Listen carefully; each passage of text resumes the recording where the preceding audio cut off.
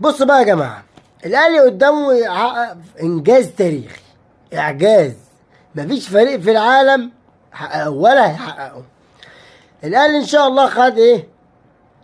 خد الكاس على حساب بيراميدز، خد السوبر على حساب بيراميدز، تمام.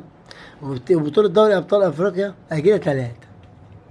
طبعا اللي حقق الانجاز ده هم ثلاثة في العالم، منهم السيتي